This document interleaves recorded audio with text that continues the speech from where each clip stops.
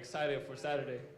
Now, we know you moved your camp here to Las Vegas, training under the tutelage of Bob Santos. What has that camp been like for you in preparation for this Canelo bout? and Charlo coming? Are we on right now? Camp's been amazing, we are. man. You Canelo know, and Vegas Charlo is coming? really, these next few years, I feel like, you know, they're going to be my prime years, and I'm trying to get as much accomplished as possible.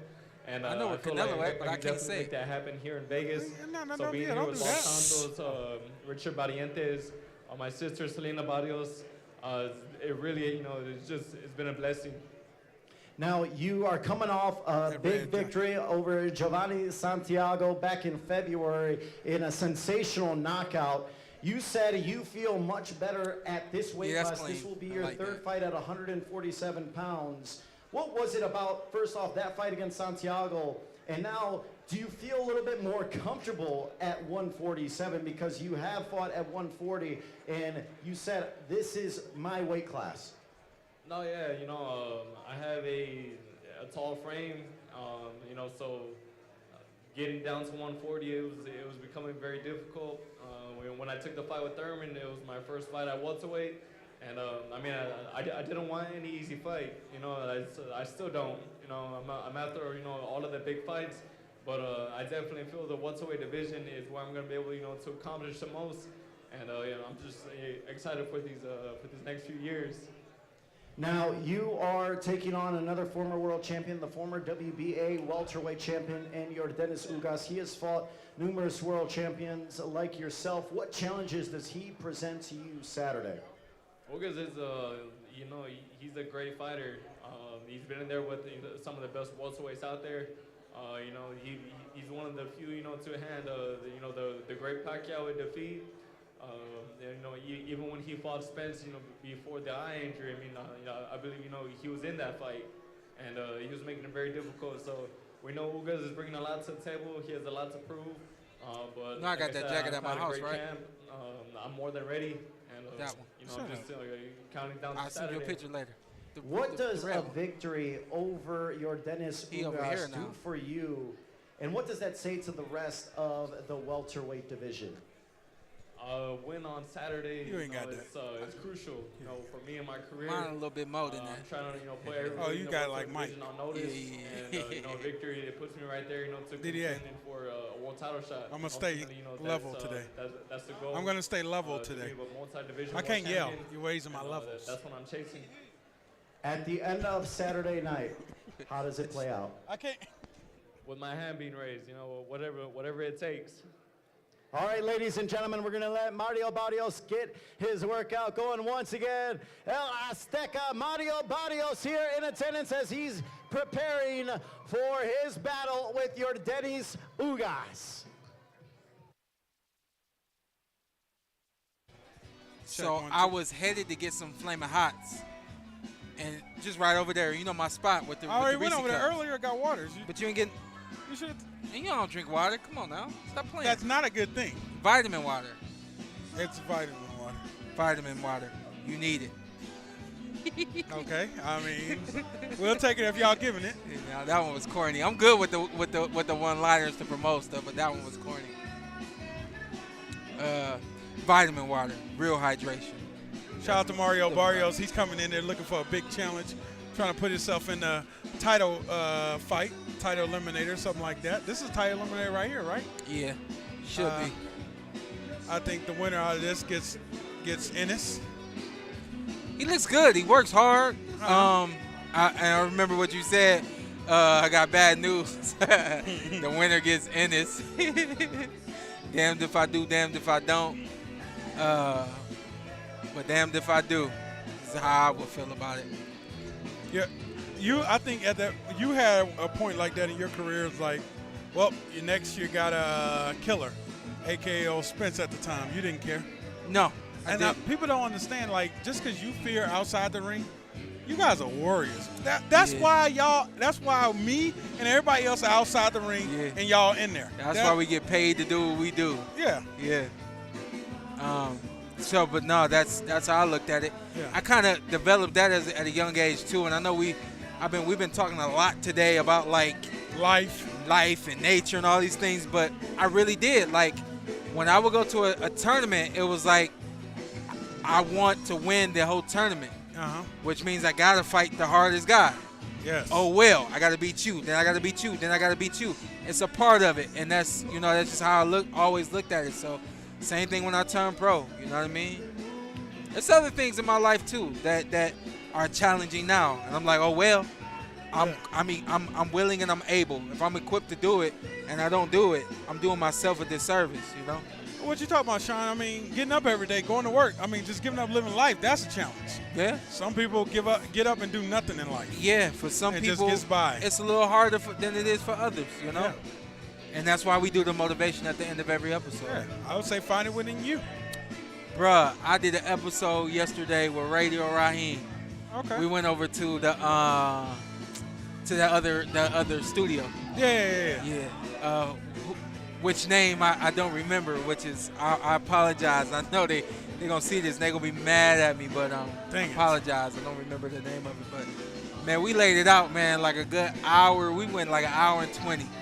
Okay. And just, man, we had a good time. So promoting that for the Patreon. You guys, if you're not subscribed yet, go subscribe to that Patreon. That footage and content will be on there, and some good stuff over there. And we've been pouring out some other good stuff. We got our photo shoot for SP Suits and Services tomorrow, and you'll be a part of that. 7 o'clock. I got a special guest along with some other people. You're gonna be like, oh, okay. I got a special guest showing up that you're gonna really, like, that's what's up. Alicia Baumgartner? Absolutely not. Oh, well, if I'm gonna shoot, I'm gonna shoot for the stars. Okay. Okay. Hey. But no, we that content. So that's gonna be live on the PorterWay Podcast Patreon tomorrow night, 7 p.m. Ladies and gentlemen, you guys want to be there and see that. Subscribe to the Patreon. Barrios, as he is ready to go and set to take on Yordenis. I think this is going to be a good fight. I don't know how you feel about it. I'm definitely looking forward to this one. I think I'll be more hyped about this one than anyone. The welterweight division, as we all know, is absolutely loaded. And two of turn him the down. best Turn us are up. gonna be going Yeah. toe-to-toe Yeah, that's cool. Turn him down some more. We just saw No, yeah, I think it's going to be a good fight, too. I think it's going to be competitive, but the thing we got to really recognize is no matter how far you are away from something, it could still be right next to you. You know what I mean? So that was not an easy night to get beyond the fight that Ugas had with Spence. You know what I mean? So I know it's been some time, but depending on who he is now, we'll see what happens. Yeah. And I think he's back and ready to go. I'm going to believe in my guy. I've always been a fan of him outside of the fighting you. Ugas, right? Yeah. For some reason, I've always been a fan of that guy. Yeah. But also, turn him down. Mario Barrios. I just think this set up to be a good fight. Then we got,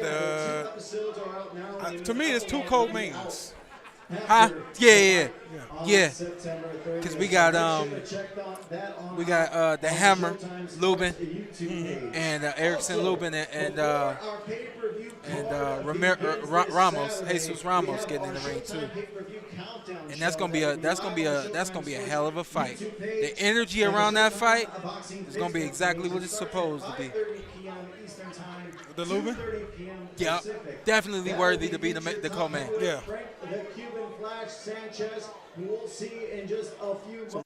Let's talk to the fans. Y'all got anything for us? Somebody was asking me the best places to live in Las Vegas. I would say Henderson, Summerlin, Southern Highlands, Spring Valley's not bad. If you go far North Las Vegas, it's not bad. Yeah, you gotta go up there, but it's nice over there. Centennial Hills. I shake my head every time I leave there, like, You be thinking about doing it? If only you wasn't so far away. What is so far away? What are you comparing it to? That's what people always say. That's like an hour from the strip. Well, ain't an hour, but it's 40 minutes from the You strip. thinking your house? Huh? You deep. My house is nice and 10 minutes away from the strip. Our house is very convenient because the freeway is right there. That's the only thing about it. And you still off the freeway. You off the freeway. You off the freeway. I'm right off the freeway. You off the freeway. I can see the freeway from my house. I cannot. This don't make absolutely no sense. Shout out to Coach Wade. You know, he lived deep, deep, deep. Hey, listen to this. I got a question from Boxing Analyst. Thoughts on kidney punches being legalized in this bout? What? What's up, sir? I'm good, boss. How you? Good. Kidney punches being legalized? So, What? I got a feeling they're referring to the way Canelo Alvarez throws his hooks to the body. Digs, yeah. Kind of, for the sake of words, is what it is. I want to try to get Mario. Okay. Don't look back. Just keep doing what you're doing. No, we good. I didn't know what they said that time. I don't know. They're legal until they're not legal. Yeah. You know, what I mean by that is when you throwing that punch and you digging it, you know, keep throwing it and digging it. If the ref ain't saying nothing about it, if the fighter ain't complaining about it, keep throwing it. Somebody says Charlo's going to beat Canelo by knockout. Okay. I ain't gonna front. I hit you up all the time talking about, so yo, let me make a bet. It might be the one you going to hit me up. I want that one. I want that one. And I know I've been talking kind of reckless for the sake of words and what I mean by I've been loose with my opinions on this fight, and it's just because I kind of for the sake of I know the business, and so I see it unraveling, and it's like, you know, it'd be perfect if Charlo wins. But at the same time, would it be perfect if Charlo wins? For the business. Was the business good when Bivol beat Canelo? Hell no. No, it wasn't. But we actually know Charlo. We don't know. We know Charlo. We don't know who the hell Bivol is. Oh, true. Like, at least we got a name. We got somebody to get behind. Yeah. But to you, does it make sense? To me, it makes more sense for Canelo to win the fight than it does for Jermell Charlo to win the fight. You know? And let's be clear, and we'll use Kell Brook as the baseline. When he moved up to fight Triple G, yes, he moved up 2 weight classes to fight Triple G. Yes. And why did he do that? Because it's okay if I lose this fight. Yeah. I'm not expected to beat this guy who's two weight classes above me and is known as this hellacious puncher and all these other things. And so after that, we come back down and we try to live our life again. That ain't gonna happen in this one. If Jermell get it, he ain't going back down to 54. You ain't brought your weight down to 54 in over 16 months. You about to start doing that? Go back to doing that? No. I mean, once he gets in the ring, he already loses 1 title, which is kind of reckless. I really don't like how they stripping him of a title. Who? Jermell. As soon as he gets in the ring, he loses the WBO. That's corny. What's up, sir? Yeah, let's.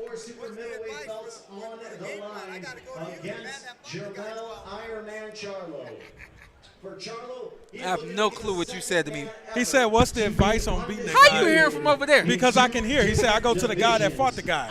Ah. Yeah, but you. Oh, is that what he just Yes. asked me? What's the advice? Can I give that knowledge now? I'm not mad at it. I mean, yeah, what the fight is a couple days away. Yeah. I know, yeah. Why are you asking me now? Little broma, little joke. Okay, I was going to say, how you going to ask me now? You should have asked me 3 weeks ago. We've been at it for 10 weeks, so I think we're prepared. We watch a lot of your fights and stuff like. We watch a lot of the fight that you had with him, You and obviously. Mario both watch the fights? Oh yeah, We watch them together? Come on, we watching Shawn Porter, Showtime Porter, baby. We on Showtime. You know how that works. Well, a lot of coaches don't watch fights with their fighters. A lot of coaches don't like for their fighters to watch fights. It's kind of mixed around. Everybody's different. Yeah, exactly. Every fighter's different. Every fighter likes to go about their business a different way. There's no one cookie cutter for all. You know that as well as anybody. But we definitely watched and broke down a lot of your film with Ugas. So Be honest. Don't be humble. I look at you as an underrated coach. Do you look at yourself as an underrated coach? no, not really, because I tell people all the time, my family's been in this business for a long time. My cousin fought in the 1956 Olympics, so we've been at this a long, long time. And at the end of the day, I never was one of the people that shouted from the mountaintops. I've been with Mario Barrios from his first pro fight as his head coach. I worked with a lot of different guys in camps, with Sugar Shane Mosley, obviously, with Joel Casamaro, who I've been with for 20 some odd years. So I paid my dues, working under Ronnie Shields, working under Joe Goosen for many years over there in Van Nuys. So I don't look at it that way. It's just a matter of getting the opportunity, and then people see this. Oh, this guy just burst out of the scenes. No, this has been long progress. A lot of camps. Robert Guerrero, and, Laura, many camps with him. So I've been around a long time. Who else are you working with right now? Well, we got quite a few guys. We got Daniel Perot, the 2020 Olympic heavyweight that just defected from Cuba. I got Hector Luis Garcia, obviously the 130-pound world champion. So we have a couple guys in our stable that are really solid that we're real pleased with. Yeah, very good. Are you ready to make noise at 147? Because that's the action-packed division, Coach. Yeah, once we get him back in there, right? Then it's really going to get action-packed. Is that who you calling out after this victory? Maybe so. We want to get them paydays. We want to get them crazy. The Showtime Porter paydays. I am an instant payday still. You right about that. What? You earned that. Say that about yourself. Oh man, he is. He just give him the truth. Oh man. How was sparring and everything for this camp? Everything was good. We had some good sparring. We had a couple Cuban guys to emulate him. So we feel we're really prepared for this fight. I think they started us off at almost a 7-1 underdog, and I think now maybe we're a 4-1 underdog. But we'll see how that plays out. Keys to victory. I know a lot of people don't like to talk game plan before a fight, but kind of, what's the one thing you really want to see him do, the thing you don't want to see him do in the fight? Well, obviously, I've worked in Ugas' corner too, so I've been around him quite a bit. Obviously, he likes to counter punch. We've seen what he did with, Manny Pacquiao and things of that nature. But we're prepared from, A to Z for this fight. And if we have to take it on the inside, we'll take it on the inside, outside, whatever it's going to take, we'll be prepared, So we know what's at stake. This is a great opportunity to fight for the interim WBC title. And the winner of this fight puts himself in a great money position. No two ways about it. You had two great fights with two future Hall of Fame fighters. What do you think your fighter gained from those fights with Keith Thurman and Tank Davis? Well, obviously, Tank, he's an explosive athlete. He's a tremendous athlete. I like Tank a lot. I think he's a pound for pound, a special talent. I've seen him spar an awful lot, and he's very explosive. If you look at that fight going into the 11th round, it was, Floyd Mayweather who said he thought we were winning the fight. Like, hey, you need the stoppage. Then obviously Tank has that dynamic punch, and he turned it around. And then Keith Thurman, obviously, I know him real well because we had Robert Guerrero fight him. So I know Thurman real well. And Thurman's a hell of a talented fighter. I think he'd be much more up the pedigree or the totem pole had he been more active. I think inactivity is what really killed him, not his talent. But, I've been telling Shawn since this was made it, I'm more excited for this fight than any fights on the card. Which people's like, you're crazy. I'm like, we're getting an action-packed fight. It's the styles. They both coming forward. Oh, yeah. And both guys are at a crossroads, right? Both guys are at a crossroads, so make a break. Yeah, that's right. You look at Mario like he's at a crossroads right now? Yeah, because if we had the opportunity, obviously. I mean, he's 28 years old, right? He'll get opportunities. But he's been a world champion, but we need to get a signature name, right? We didn't get it with Tank. We didn't get it with Thurman. I'm 100% honest with him and his career. I think winning this becomes a 2-time world champion in 2 different weight classes, and that puts him in a position either Crawford has to fight us or give up the title, take on a Boots Ennis or somebody like that, putting us in a great opportunity for the WBC title where we could capitalize on that, or a Virgil Ortiz if he comes back and gets healthy. That would be a huge fight. Or go up to 54 and fight Spence in Dallas Cowboys Stadium over there and be all out Texas shootout, So he put himself in tremendous position right there. The last big fight out here, Errol Spence and Terrence Crawford, Derek James was kicking it in the media center, doing a lot of media things like that, just doing his work, doing what he had to do. And I said, Coach, get out of here. Like, go be with your fighter or go seclude yourself.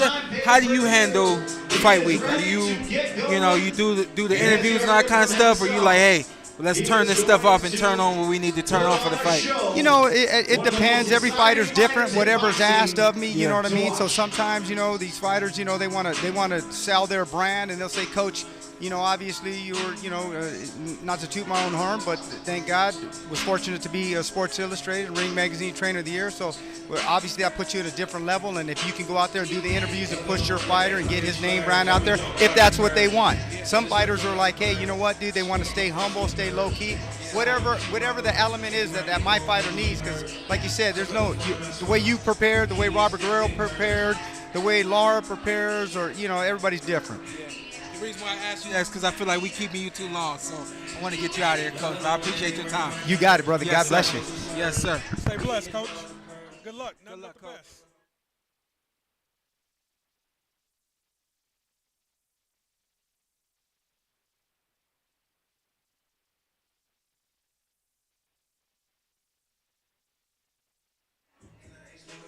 So Luben's in the ring right now, shadow boxing.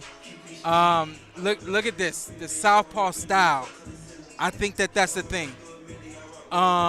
His style in general, in terms of him being able to box from the outside, set up big punches, and then also his willingness to engage and fight. I think at the end of the day, and I had this conversation last night with AB, I'm a believer in Luben. Remember when we first talked about this fight, I said, nah, that's too much time, there's too much mileage. Yep, that's too much time, there's too much mileage. The list goes on. I just don't know if he can do it. I'm a firm believer that he's going to make it happen. This gentleman right here, look at this guy. I had a feeling I'd get you this week, big dog, so I left you alone. Yeah, no, I left you alone. I was like, I'm going to just let him do him, and I see the week of the fight. How you feeling? I'm feeling good. I'm excited. It's been a long camp. Yeah. I've been out here in Vegas for a few months now, and I'm just looking forward to Saturday. Yeah. I'm gonna just jump right to it. Let's go. When you're counting for the second work, well, you jumped into 47, but you're working your way up. Did you ever look at Ugas like he was somebody you wanted to fight? No, he really wasn't a name that I was expecting, but Ugas has always been, one of the top contenders. So I'm not surprised that it did end up being made. But now I feel like it's my time, and I'm just excited for this opportunity. Yeah, I was gonna say the other side of that, of course, once the fight gets made, what's the mindset then? Is it like, all right, this is the one that I thought I could get? What happens against Keith Thurman, and you're still at 47. You're looking at, all right, how do I get back to it? At that point, was he somebody you looked at like, I could be him? Definitely, it's kind of just everybody, any one of the welterweights was within my radar, and I was just staying ready. What's the key to this fight? I think the key to this fight, is using my age, my explosiveness, my speed, my length. But I'm definitely, I think this fight has a lot of potential, to be a fire fight, given Ugas a style, and that's never a fighting style that I shy away from. I'm gonna stay right there real quick. You said I'm gonna use my age. How do you use your age to beat a fighter? You know, I'm gonna try to test his age, right out the jump. Try to keep it, a steady pace in the fight. Try to press to see, where he is physically. I just want to make sure that I knew what I thought I knew. So go ahead.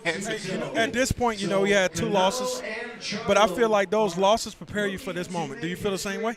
Absolutely. With those losses, I didn't go into those fights expecting that outcome. None of us fighters ever do. But I took it for what it was, and just try to learn as much as I could from each of those losses. They were both against great fighters, and I was able to take away a lot. And I think from your all access with your story with the tank build up, fell in love with you, became a fan more of you outside the ring, man. But in the ring, what you show us, man, you give us a warrior spirit and fight. You went up there with no fear. A lot of people, get up there with those guys you fought in fear. We know when we get Mario Barrios, we're getting a fight. Absolutely. And that's why I told Shawn this is the most excited. I'm excited for this fight more than any fight on the card because I know what I'm getting. I'm getting my money's worth, and that's what you give us every time you get in the ring. Oh yeah, absolutely, man. It doesn't matter, whatever I have come fight day, but I'm gonna give it 110%. What motivates you? Just being in this position in the first place. It wasn't something that I saw unfolding for myself the way that it has. Ultimately, I'm blessed to be here. I'm blessed, to be in this position. To not only that changed my life, it helped, it changed my family. I got 3 sisters, my mom, my niece. I'm just blessed. I'm thankful every day. That's why every time I'm in the gym, I'm having fun with it because it's a blessing. How do you visualize this fight going? It's hard to say. It depends. What Ugas brings to the table, but I'm prepared for a hard-fought 12 rounds, and I'm like I said, I'm gonna give it 110% come fight night. Fight of the night? Yeah. Fight of the night? Yeah. I'm gonna try to make it. There you go. Appreciate your time, big dog. Thank you, You like doing these interviews? I don't mind them. Huh? I don't mind them anymore. All right, I'm gonna hit you up. Bet. I'll see you soon. All right. Let's do it, Good luck, man. Bless you, Yes, baby. sir. God bless. I'm rooting for you, man. I'm rooting for you. Shows you the mentality both men, Canelo and Charlo, have. There we go. So I think I got my pick of the night. yeah. Yeah, when Ugas come over, I'm gonna translate everything. Ugas ain't coming over here. Me and Ugas be staring at each other like. Hey man, chill out. Some things you just ain't gotta do, man. We do, cause like once I go from Como Estas, I really don't got much after that. You know what I mean? So. And it's crazy because half your other side of your family speaks Spanish. Look, somebody trying to convince Hafey to take $1 to do something strange. Look. You see it? Go do something strange. Look, he really just like, I don't know. I thought DDA was trying to do something strange. I hit him up. I told him, oh yes. I told DDA, I said, yo, you gonna be my. I told him you gonna be my driver this weekend. DDA said, all right, what's the job? I'm up for anything. Hold on, what's going on right now? I'm not into no illegal stuff. I'm a tax-paying citizen, and I'm not trying to do nothing crazy, DDA. So I don't know what you got going on out here. This is Las Vegas, not Ohio. I don't know either. Thank you, darling. Thank you. Yeah, I don't know either. All I heard them say was, yes. Come.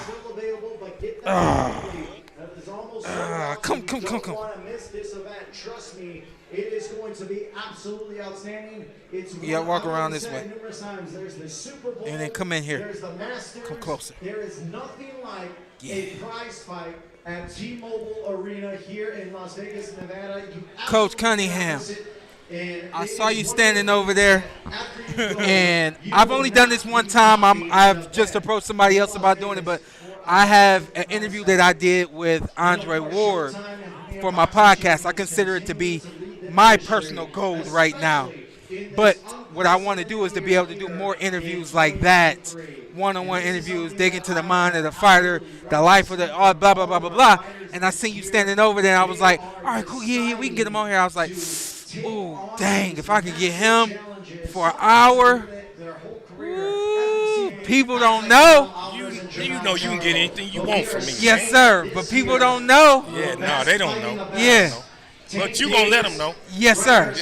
Yeah. What we got coming this weekend, man? Hey, man, I think my kid is being underestimated in this situation. And I gotta. He said my kid. He didn't say Erick Luben. He didn't say. He said my kid. Go ahead. We gotta get that. Shawn, you know anybody I deal with, Yes, sir. once I take them in, Yes, sir. I treat them like they my own. And he's ready. He's ready. And I think if we get the best version of Hammer, he's going to take care of business on Saturday night. The best version of Hammer, I'm gonna say, the best version of Hammer was considered to be the next. Right. That hasn't happened quite yet. The best version of Hammer now could still be next. Right. Yes? For sure. Where do you think the disconnect is? I think the disconnect, and that's the perfect word to use with him. Yeah. He likes to fight. Yeah. And sometimes you gotta use a little more IQ. Yeah, we're gonna box him, but we're gonna beat him up. Yeah. But we gotta box him and blend the beat up in with the boxing and stay sharp and smart at the same time. You being from St. Louis, I know you identify with St. Louis fighters, and there's a style or there's a for the sake of words, a body that comes from St. Louis. We know when St. Louis is getting in the ring. Right. Do you identify Erick Luben as being a St. Louis fighter that's not from St. Louis? No, not really, because when I look at St. Louis, I look at the entire Midwest. Yep. Yep. You know, St. Louis, Cincinnati, Ohio, Cleveland, Detroit. You know, the Midwest. There's a different flavor there. You know, when it comes to boxing. Tell them. You know, some of the greatest trainers in the world, which produces some of the best fighters in the world, comes from the Midwest.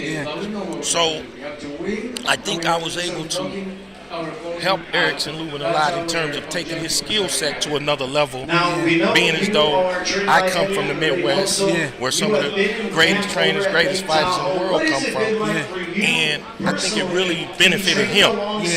Hey, describe you. Now he has a Midwest fighter's mentality. That's what I was about to say. It's what he has. Describe a Midwest fighter. I was just about to. Go describe a Midwest fighter. Well, for him. A Midwest fighter. I'm listening. A Midwest fighter is a fighter that loves to fight, but he's well-rounded, highly skilled, boxer, puncher, and can do a little bit of it all. And a lot of the Midwest fighters have a high boxing IQ. Now, it may not, and a lot of them, they apply it in different ways. Now, I'm gonna tell you something. When you was preparing for Earl Spence, and I told a lot of guys in my camp, I saw some of Earl's training, and Earl was training with like cruiserweights when he was getting ready for you. And I said, wow. I said, man, they gotta realize Shawn Porter got some of the sharpest feet in boxing. And those big heavy dudes ain't got the footwork to get in and out and around like Shawn. So I wouldn't, because I got nothing but love for Earl. For everybody, Derek, yeah. And I was like, I don't know about training with them big dudes like that and facing Shawn. And when I watched that fight, I don't know about nobody else. But what I saw, some throw off. Yeah. You see what I'm saying? Yeah. So, you know, in the Midwest, we don't miss nothing when it comes to that boxing. Yeah, buddy. You know, so, and that's your job, especially as a trainer, to not miss a beat. Because sometimes with that fighter don't see, you're supposed to see. So you can make sure when he come back to you, if it's something we need to get right, we get it right.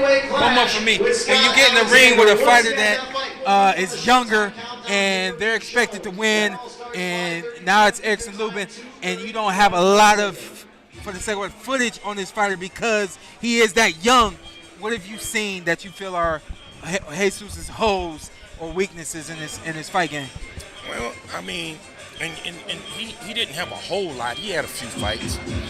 But, you know, I seen the one fight he had with the southpaw, you know, I could see where Santiago. Yeah. I saw where we could take advantage of a few things from coming from the southpaw side. Yeah. So, and, you know, I pointed that out when Erick Luben started shadow boxing. I said, see that right there? He's a southpaw. I think that's going to give him trouble. Yeah. And, you know, guys that have boxed him, give him a little feints and give him a little bit of rhythm and hands, a little good hand speed, that gives him a little problem too. And I'm going to tell you something else. I don't want to say too much, but, you know, he loves to come forward. Yeah. You know, guys that have kind of, you don't have to come at him, but stand your ground and make him respect and, you know, not let him just come forward at will the way he wants to. Yeah. You know, he ain't like that too much. So, you know, boxing and putting them in the right spots, and I think doing the right things coming from the southpaw side. You know, you got anything? Yeah, I got one thing for Coach. I'll go all day. So I know. That's why we getting a special one-on-one. Hey, Coach, you know, being raised by an old school dad, tough as hell. Right. What I don't know you personally, but just from seeing you outside the ring, in the ring, and everything, you're old school. So about when you leave me, you're gonna be a better man. Do you hold those kids to a standard it's hard to deal with Coach Cunningham, but when you leave here, you're gonna be a better man because of Coach Cunningham? Yeah, well, I mean, I think a lot of more fighters would come my way if I would kind of bend to this new school thing. Yes, sir. Can't do it. Yes, Ain't sir. gonna do it. Won't do it because it's not gonna benefit them in the end. Yeah. So, you know, but there's a lot of love in that too. Yeah. So, you know, I got enough love and I care enough to say something about what needs to be said something about. You know, I'm not good at looking the other way. Yeah. Because I want to rectify the situation so that you don't have to deal with unnecessary things that you shouldn't have to deal with, but you will have to deal with it if it's not rectified. So that's who I am, man. Yeah. Old military. I see it. Ex-cop. But it's a lot of love for my guys, man. And this dude right here, I got so much love for him, man. I told him, I saw him in Vegas at the Devin Haney fight. Yeah. And when he first announced about retirement, I said, dude, you look too good in that fight to retire. I mean, the Crawford fight was right here going either way. Tip for tat. When the fight was stopped. So,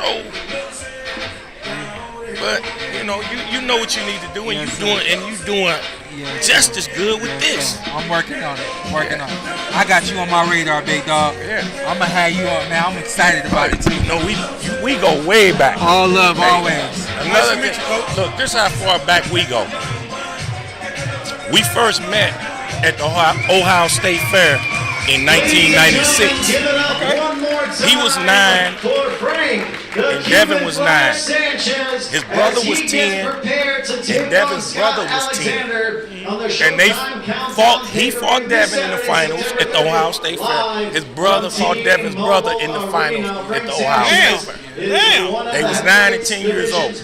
Well, he was 9, Him and Devin was 9. I think they brothers was like 11. No, my brother's just a year older. Just a year. Well, yeah. Well, I was right then. Yeah. We're gonna get you back. Vaughn is just a year older than Devin, so yeah, I was right on. Yeah. So that's how far we go back. You know. Did we get Erickson? Or is he? Yeah, I get it. I don't want to bother. So if he want to do it, we can do it. If not, What? Nah, stop it. Nah, I got it. He ain't got a choice. But you know, this is how I am. I know what you're doing. Cause you've been here and done this. Yeah. You know what I'm saying? Yeah. But no, I got you. Nah, man. Just hey, if he want to talk, he want to talk. If he don't, he don't. We gonna talk. For sure. We gonna talk. We gonna talk. When I seen you over there, I was like, ooh, I want to get coach, and I was like, nah, now's not the time. I need that sit down with coach. So we gonna put that together. And I appreciate how you tried to talk to my little nephew and your way back homie. Who that? AB. Oh yeah. I appreciate your conversation with him, man. Yeah. Was you with him last night? He ain't coming nowhere near me if he ain't on the straight now. Yeah, got you. So he here though. He here. That's how it's supposed to be. All right. Yep, we'll talk in a little bit then. All right, coach. Always. Yes, sir. Also, ladies and gentlemen, I want to thank you all for coming on out, attending here. What's up with it? The grand arrivals yesterday, being a part of our Undercard media workouts today. Tomorrow How we feeling, big dog? Good. Come this way a little bit more. Yeah, this way a little bit more. Yeah. You're here. I'ma just. You're not expected to win. I believe that gives you fuel. Like, tell me what's practically. I'm fueled, man. I'm motivated. Yeah. You know, they got this young boy who ain't never fight nobody. They think that, you know, he's the big deal. So I'm here. I still got the same desire. I want to be world champion. I want to be the best in this division. And I asked for this fight. I asked for this kid. You know, he's 20-0, and I'm looking to make a statement on Saturday. And I will. How do you make the statement? Tell me how you make the statement. I know how you're going to make it, but tell me how you make it. Beating the shit out of him. It don't matter how I do it. That ain't how I thought you was going to make the statement, bro. That's what Coach said, too. He said, we're going to beat him up. Yeah. We're going to beat him up, but it's going to be a little bit more intellectual for the second word. Yeah, one-sided. More tactical. Yeah, more tactical. You know, we drew up the game plan. He's another southpaw, so, you know, we know that. We know that he's another southpaw. But we're going in there with a great game plan and looking to come out with a great victory. I'm motivated and I'm confident. Do you ever feel or see something different when you fight another southpaw? Not too much. Not too much. I'm comfortable fighting southpaws. I've been fighting southpaws my whole life. Yeah. You know, I've been sparring southpaws, training with southpaws my whole life. They actually switched me southpaw. I really write with my right hand. Don't tell nobody that. This is the last time you say that. We're gonna edit it out too.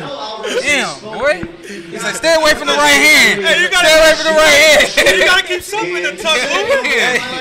They both dangerous though. The Jack and Sled. They both dangerous. Well, we knew the right hand was. All right, and they both dangerous. They both dangerous. Is Hammer back? Hammer's back, man. Yeah. Hammer's been back. I ain't going nowhere. I was gonna say that Hammer I ain't going nowhere. You know, I would say, you know, you say that as Hammer back. I think win, lose, or draw, we hold him at a standard because we've seen the trajectory of you, and to me, you never took a dive. It's like, come on, Luben, come on. We always rooting for you, man. Yeah. Everybody's always rooting for you. I'm always hungry. I always want to face the best competition. That way, you know, I leave behind a legacy. I hear a lot of dudes just talking about the money. And you know, the money comes with the legacy. When you put in the work and you put yourself, you know, at a really high standard, or you're at a certain level in this boxing, the money comes with it. You're very old school. You say like the money is not what matters. And we can see in the ring, you're very old school. Who do you model after? Who did you watch growing up? Watched a lot of Shawn. Watched a lot of Shawn growing up. Watched a lot of Ray Leonard, Marvin Hagler, those guys. Floyd Mayweather for sure. Oscar De La Hoya. You know, you can't take nothing away from Oscar. You know, he little.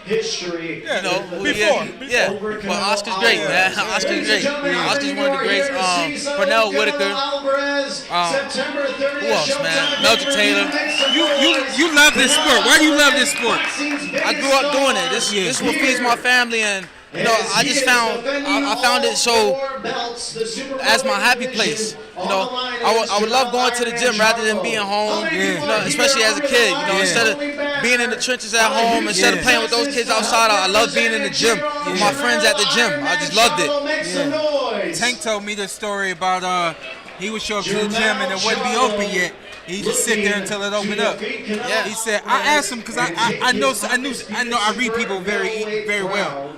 I said, you're not a crier. You don't just, things happen and you get bothered, you get upset. He said, nah. I said, you wasn't no crier growing up. Somebody told you couldn't have something. It's okay. You wouldn't be mad, but you wouldn't cry. He said, nah, I was never no crier. I said, but if you couldn't go to the gym, you cried, didn't you? Yeah. He said, yeah. He said, if I couldn't go to the gym, I would cry. Yeah, nah, for real. Me too.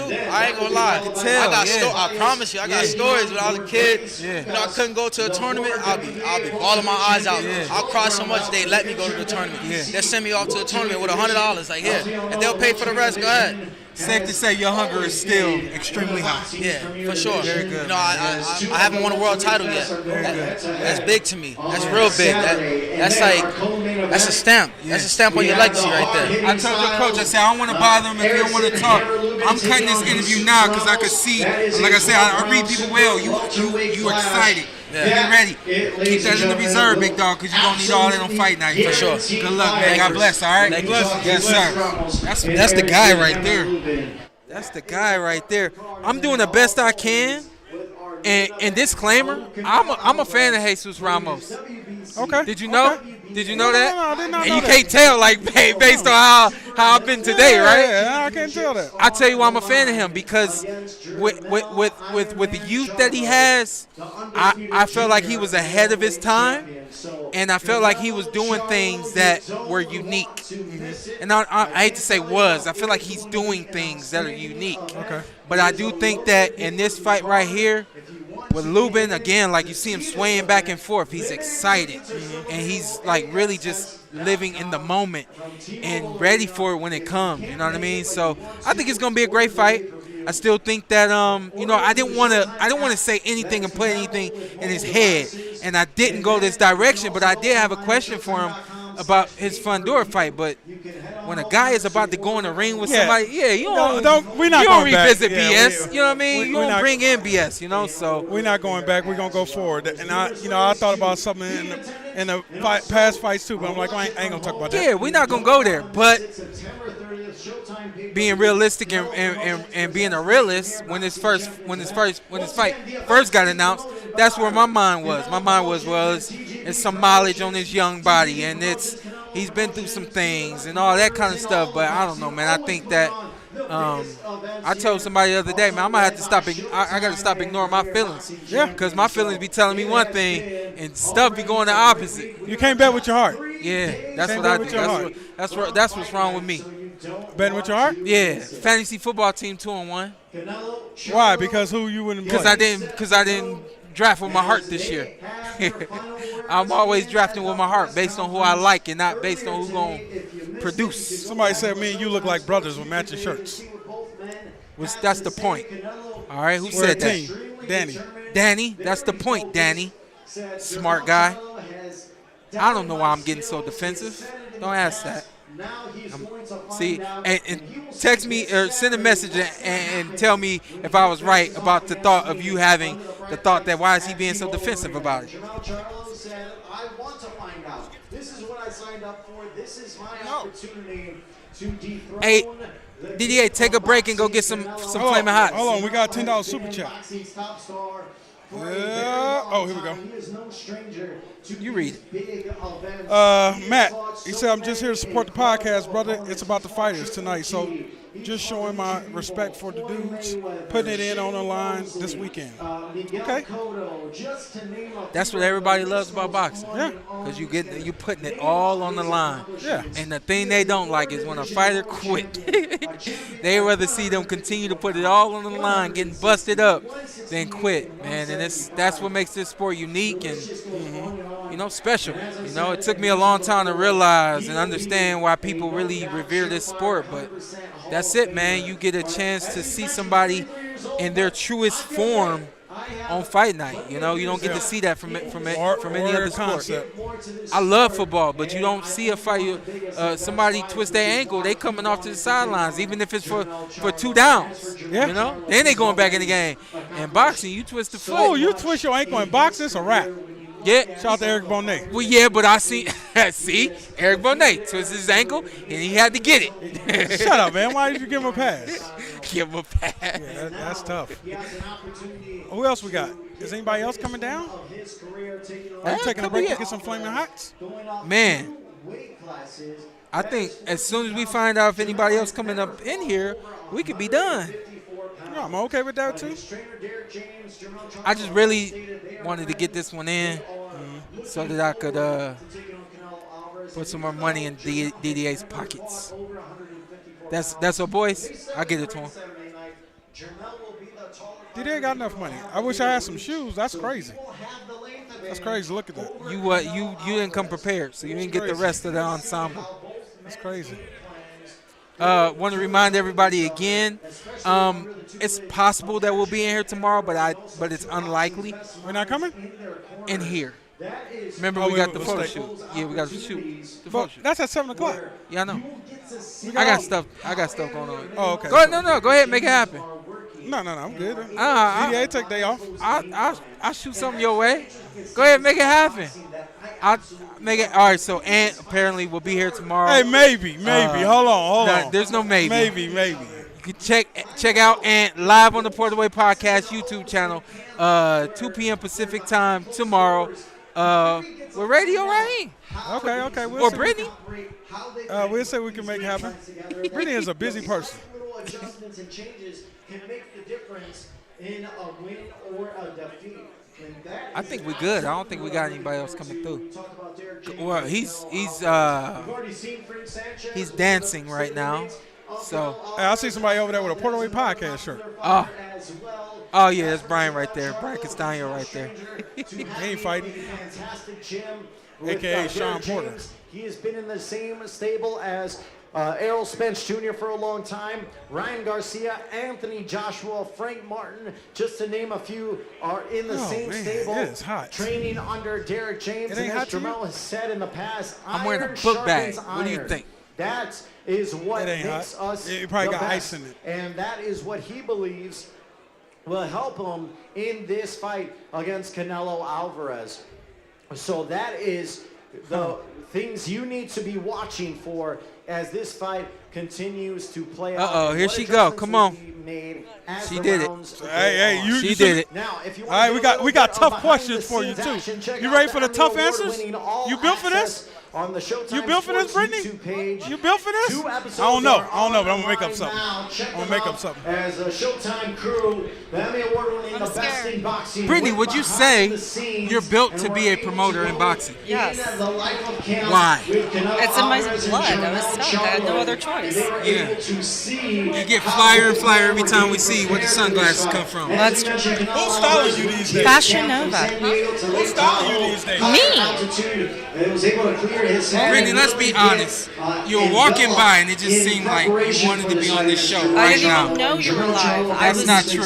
I swear to God, I'm stressed about him right now. Oh, because, who are we waiting on? That's the real question that I have for you. We were going too fast, so no one's working out anymore, you know? It's not like the old days where they used to actually put on a real workout. So, Is anybody else coming through? Elijah Garcia, he's up there, he's coming down. But, you know, Miguel's filling in because Ray is Busy. in Bangkok. Busy. And Miguel's doing a great job. But Because she's a realist. Sometimes she's too real. Wait, is that bad? Brittany, just keep it professional. What did I say? Was that bad? Bangkok? That's what she said. That's what I thought she said. Oh, did you guys? No. That's what she said. I didn't. I thought she said Bangkok. No. I was like, dang. And then I was like, no, she said Bangkok. Yeah. You ever been? No. To Bangkok? Why y'all? Okay, we're done. We're done with this. Oh, here you go. Here. Thank you, Brittany. Brittany got us suspended. Yeah, dog. You're the best. Thank you. She's the worst. God, dog. Hey, Brittany came here and started wilding. There he is, the youngster. Elijah burst on the scene about 2-3 fights ago and is not slowing down. Let's hear what he has to say. Elijah, welcome in. You were calm, cool, and collected at the Grand Arrivals yesterday. You are just 3 days away now from taking on your biggest test against Armando Resendiz. How's everything going? What is the mood like? Nah, everything's good. Still training hard, still staying sharp. If I wanted to, I can maybe wait today. You know what I mean? So I'm just ready to get this fight on the road and give the fans a good fight. One thing I love about you is you have been extremely active. This will be your 5th fight over a 12-month period. Oh, yeah. What has that done for your career? 12 months ago, people really, some didn't know who Elijah Garcia was, and you were able to put your name on the map, and it all culminated when you were on the Tank Davis-Ryan Garcia undercard and showed the boxing world, this kid is legit. Yeah, it's just taking each fight one step at a time, and each fight got bigger, and now I'm fighting Armando Resendiz on the Charlo Canelo card on pay-per-view, and I'm just prepared to get this fight on with Armando, and it's gonna be real tough. He's a real tough fighter, and I'm ready for it. What is it about taking on these tough challenges for you? Because as a young fighter, you're typically used to seeing in boxing, they take a slow approach. They don't take on these tough challenges so early in their career. You're only 20 years old. You said, I want to be a world champion by 21. What's that different mentality like compared to what we see with other younger fighters? I train hard. I know what I'm worth. I know I could be world champion soon. I remember seeing those old fighters when they were 20, 21, 22 years old, fighting the best fighters, trying to get as good as they can, fighting for titles, and that's what I want to be part of. I want to make greatness, and I want to show the world that I'm different. What's it like to be in the same gym, being trained by your father, George Garcia, a former fighter? What has that been like to have your father as close as he is in your relationship? What has that done for you in your career? No, I have a great relationship with my dad. We grew up Christian. We're real close, keep it a nice circle. And, he knows me better than anybody else does. And he knows what I'm capable of doing. And he knows, well, I trust him. And I believe everything he says. And if I do it, I'll win. I'll come out victorious. Yeah. Saturday night, September 30th, you are opening up the Showtime pay-per-view telecast on the Canelo Charlo undercard. What can fans expect from Elijah Garcia? A real good fight, a real hard-earned fight. I'm here to put on a show for the fans. It's going to be, an inside banging fight, and that's what everyone likes to see. So I'm coming out with my hand raised and just ready to show the world what I'm about. All right, ladies and gentlemen, we'll let Elijah get to work. Once again, Elijah Garcia, Phoenix, Arizona, taking on Armando Resendiz. The first fight opening up on Showtime pay-per-view.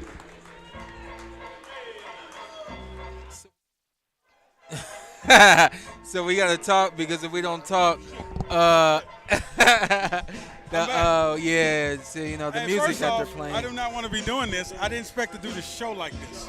Okay, so I'm about to stand up. Stand up. I am standing up. You're getting old when you got to go, Man, nah, you getting old when you can't stand up no more. You gotta sit down. That too.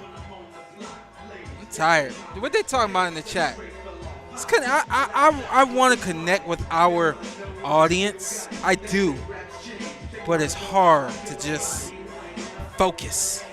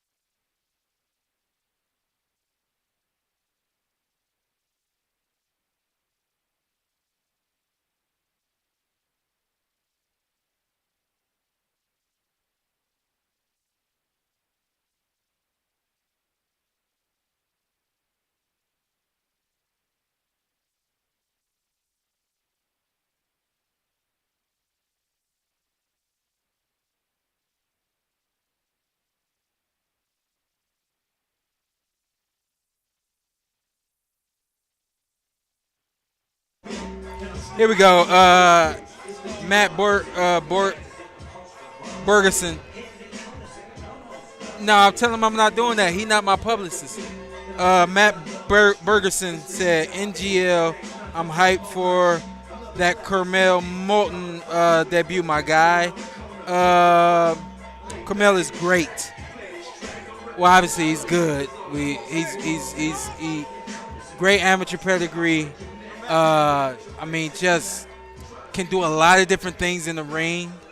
Of course, when Floyd puts his arm behind you or around you, it takes you to another level instantly.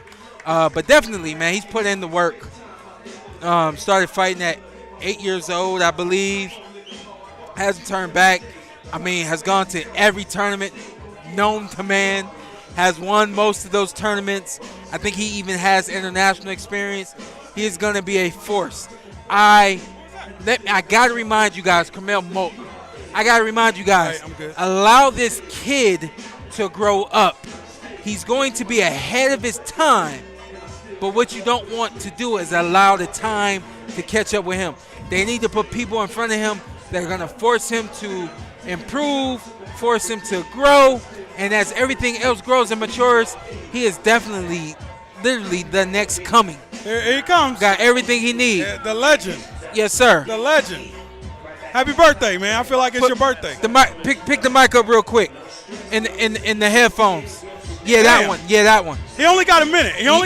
Yep, we're capping at and we're gonna cap you at 62 seconds.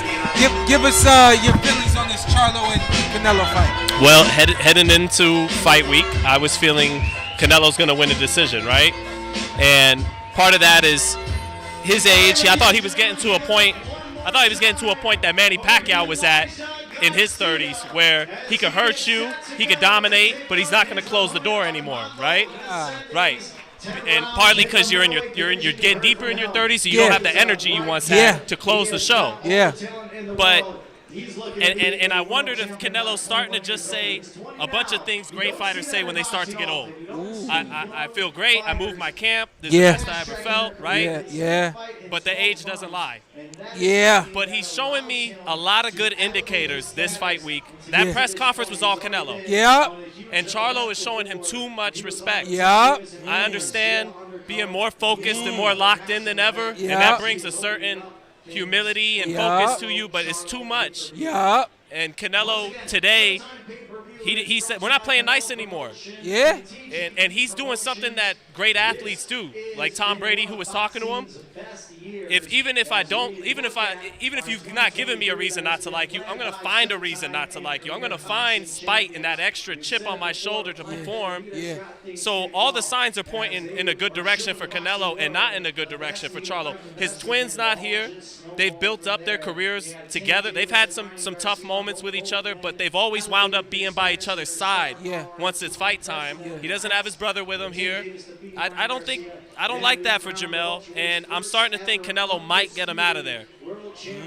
But I got Canelo winning the fight. Now, the one way Charlo wins this fight is if Canelo opens the door by getting tired too early in the fight. Yep.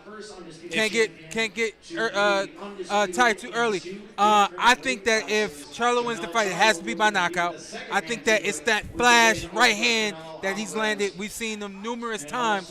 But I also think that where it happens, it doesn't happen early, doesn't happen in the middle. I think if it does happen, it happens late. Question is he durable enough to take everything that Canelo is going to bring until Canelo gets tired? We know 8-9 rounds max is all that Canelo got. He did move his camp. I think he's fresher than he's been in a long time, which means he could be fresher, more like 9-10, opposed to that 7-8 we've been seeing recently. But do you think that Charlo could be durable enough to weather a 8-9 round storm that's going to come his way and then get a late stop it? No, I don't. I think if Canelo gets tired around 8 or 9, he'll be all right. Yeah. Because he knows how to take that round off and then finish strong. Yeah. If he gets tired around 6 or 7, and this is where I will disagree with you, champ. I don't think Charlo can win this fight by knockout. I think the way he wins this fight is Canelo gets tired in 6 and 7, and he picks it up. He picks it up right when Canelo's going down, and he wins the decision. But you're saying he won a couple of early rounds too. That's what you're saying. I mean, yeah, he's got to find a way to get something in the first half. I don't see that. But I think happening. Yeah. Do you? I mean, do you? I think he could conceivably win, 2 of the first 6 rounds, and then Canelo starts gassing in 7, and he comes on strong. Yeah. Wins 5 of the last 6. Wait, I broke this down, and I want to do this with you, and then I'll let you go. Somebody was asking me something about Charlo. I said, well, when we look at Charlo's makeup, he doesn't show us makeup of somebody who's going to go in there and take it. With Canelo, you got to go in there and take it. I said, look at the first fight with Castaño. He never made an adjustment and separated himself and showed him that he really wanted to win that fight. And he didn't take that fight. Come out, got a draw. First fight with Tony Harrison. He never separated himself, and he ended up losing the first fight. It was close. Could have had it going either way. Is what it is. He never separated himself and showed that he had dog. Second fight with Castaño, he made adjustments, but that's after tasting and seeing, and that's after 6 months of preparation. And then you make adjustments, and you get a late round stoppage. But prior to the stoppage, it was just, I'm systematic. I'm going to do what I need to do to win this fight. He systematically broke Castaño and ended up knocking out Castaño. Right. But then when you see the rematch with Tony Harrison, he never came into that ring and separated himself. I deserve that win. I got robbed. I'm coming in here and I'm taking it. Never did that. The fight was close all the way up until that punch landed. He sure did take it there at the end. He took it there after the punch lands. Yeah, but I can't do that with Canelo. But I think prior to that, there's never a moment where he says, I'm taking it. You know what I mean? There's never a Errol Spence Ugas moment where he just steps to. I thought what he did to Harrison in round 2, when the first knockdown in that, I thought that was him taking it. But then Harrison, to your point, dominated the middle rounds, and it wasn't until later in the fight Charlo took back control. And that's my point. It ain't supposed to come to that. Right. So the question that all that to say, is there a dog inside of Charlo that's gonna allow him to, that's gonna take present and say, hey, I gotta come in here and take this? Or is this humble approach we've seen gonna be what's gonna play out in the fight? I think he definitely has dog. That's why I wasn't picking him to lose this fight by stoppage, because he fights with it's hard to stop a fighter who can move and fights with a lot of pride like he does. He's going to take it. So I definitely think he has dog, but maybe stylistically, because he's a boxer puncher and not a pure boxer, he's got too much dog in him. Yeah. And he doesn't have he has a good jab, but he doesn't have the kind of educated, consistent jab that Bivol had or that Mayweather did. So he's going to need that dog, because he hasn't shown us, even though he's a boxer, he hasn't shown us the pure boxing skills to outbox Canelo over 12. So he's going to need that dog, because he's going to get into exchanges with Canelo. That's his style. He's a boxer puncher. At some point, he's going to want to go. And I don't think that's going to go well for him. But we'll see. I definitely think he has dog. I think the reason why I got Canelo winning isn't because a dog issue. He's a more compact puncher. He has a better defense. He's more accurate. And correct me, Charlo has sometimes he gives up his height. He bends and gets that wide base. And now that's Canelo's territory. You want to keep him.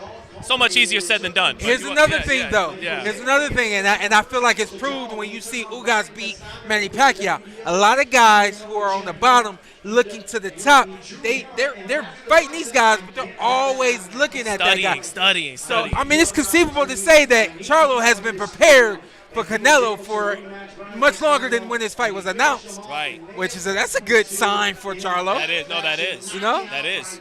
That was a great point you made back in Pacquiao Ugas. Yeah. Pacquiao wasn't studying Ugas. He didn't know he was fighting him until 3 weeks before. Yeah. So this isn't that case with Canelo. It's not a right. short notice fight. Yeah.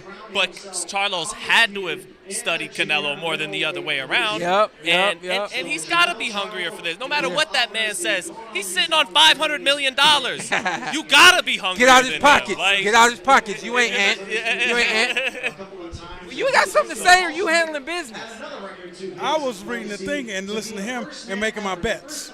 Oh, okay. Hey, bet on Barrios. On the bets? I got Barrios. You got bet on Barrios. Yeah, for the knockout or? No, it's just really you're gonna have an older guy coming off a loss, a devastating loss, 1.5 layoff, 10 years older than and you're gonna have him 3-1. Okay. I got this is my Vegas is playing the name. This is my parlay on the DraftKings Sportsbook app. Luben. Oh, we never. Barrios. Canelo. Cash out, baby. The Luben one's the tough one. Yeah, that's the one you're gonna have to sweat out. Yeah. That's why we bet, baby. Yeah. That's why we bet. How can they keep up with my man? I'm still always doing my thing on Fight Hype. What's your show called now? The Z-Cap, because my last name is Zittel. That's what I'm you talking have to about. explain that to us. Yeah. Instead of recap, it's See? So, I gotta give him something. He's still explaining that. I gotta give him something. But I always tell people when they I love my brothers here on the PorterWay. Oh yeah. You guys are the best podcast in the game. You and Teddy Atlas. It is a tie. Yeah. But I love you guys. Love you, Antt. Love you, Sean. Thank you guys for always having me on. We had Jim on earlier. Jim Lampley, the great. Did he cry? No. I love him. Okay. I thought I was gonna get him there for a second. I was like, all right, let's go a different way. So. Really? Yeah. What was it? Oh, okay. All right. No, I believed you. Yeah. No, not really. Love you, big dog. All right, I'll be checking out the gym stuff when I get home. Boom, boom. See you later. Thank you. All right, here, we're going to wrap up. All right. We're going to wrap up. I was just informed that DraftKings did not do a media blitz package with us for this fight. It's okay. We still want to thank DraftKings for sponsoring the PorterWay Podcast. We thank you guys for the partnership. You guys out there making bets. Check out our ad on this week's episode. And also, man, go to download that DraftKings Sportsbook app. Check out what they got. Get you some money. Come out here to Vegas, holla at me, and take me to lunch. Of course, I won't show up, but, the offer. At the end of the day, I appreciate the offer. My sister offered to buy me lunch. You know what I did? Took her to lunch, and I bought her lunch. Buy me some lunch. I said, listen, I love you for even offering to buy me lunch. Buy me lunch. No. I'll buy you some Reese cups from over there. Reese cups. And some Flamin' Hots. I don't want no damn Reese cups. You still trying to lose some weight? Yeah. Before tomorrow? We got 4 pounds. I got in 24 hours. I got a long night ahead of me. I knocked out 6. Okay. Yeah, I knocked out 2. Come on, Sean. PorterWay Podcast. I'll let y'all know if we on tomorrow, and I'll let y'all know if we on tomorrow. Yeah. Definitely. 7 p.m. live on the PorterWay Podcast. We'll be doing the SP Suits and Services photo shoot, man. It's gonna be fun. It's gonna be some great people up in there. Y'all want to check that out? If you want to check that out, which you do, I don't know why I said if. Go to the Patreon. Subscribe to the Patreon. That way you'll be able to view it live. And then, of course, it's going to be sitting there for quite some time. So, why don't you guys come out and hang out with us. Check out the photo shoot. Check out everything we're doing beyond what we do for you guys right here. But beyond that, if you don't check out the podcast tomorrow night, of course, check out the weigh-in. We'll be live at the weigh-in Friday. We'll be live at a barbershop, All Stars Barbershop, 5 p.m. Pacific time tomorrow night. Beyond that, man, I know we'll see y'all tomorrow. Peace. Stay blessed.